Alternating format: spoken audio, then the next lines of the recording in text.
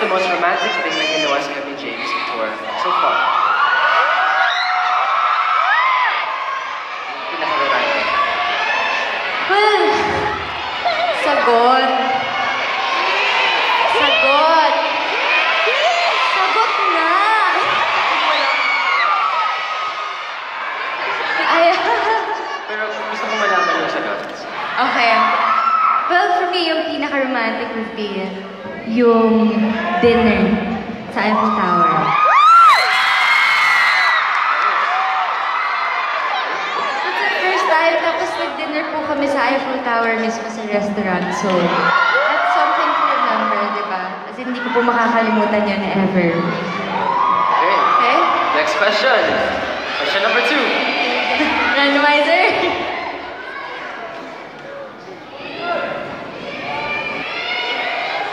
For James, what are some new things you discovered about Nadine in this tour that made you fall in love with her? Sagot! Sagot! Sagot!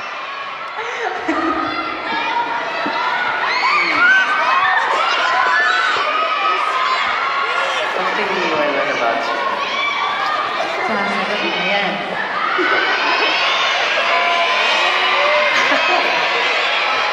Yes, mangyari yan. She's very artistic. Very artistic, especially when we're in Paris.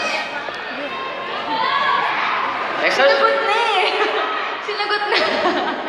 Hey, next question, please. Hey, Question 2 for Nadine. So far, saan ka nakatanggap ng pinakamaraming I love yous kay James?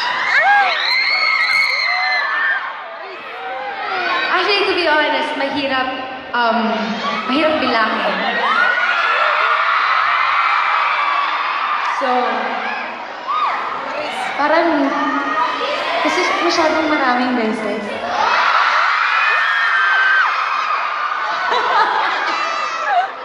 Ayun, actually, hindi ko po mabilang. Sinagot ko na, ha? Sinagot ko na.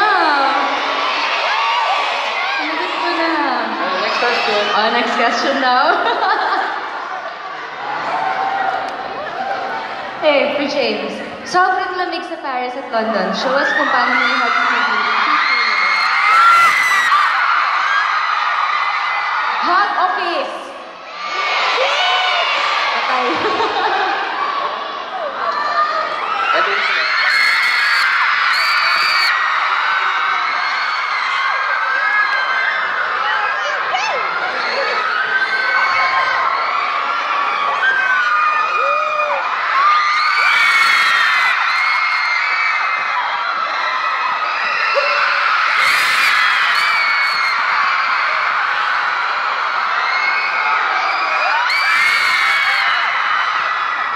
Grabe ka, ha?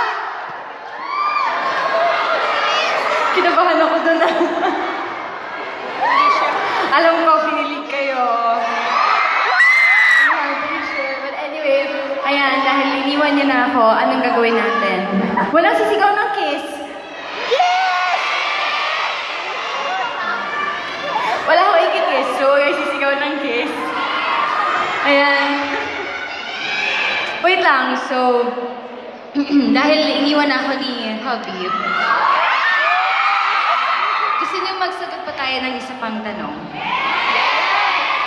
Gusto niyo? Yes! Okay. Pero walang sisigaw ng kiss. Sagot lang to.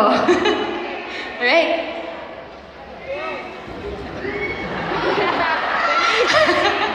After this world tour, saan pa ang dream destination Japan. ni James?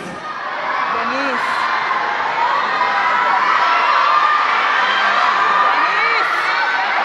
Saan? Grabe, bakit hindi na kayo, no? Alam na alam nyo. Japan. Japan. Tama. Yeah. But dream ko po talaga ever since makapunta ng Japan kasi nga yung culture, may ako sa anime and all.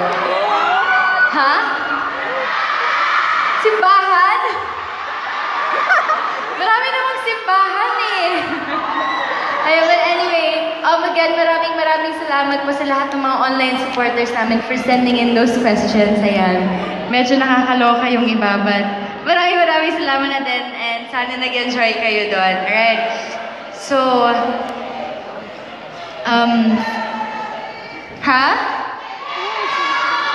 Hindi ko po naiintindihan, pero... Love you guys. Maraming salamat. Muli po, gusto ko po ulit magpasalamat.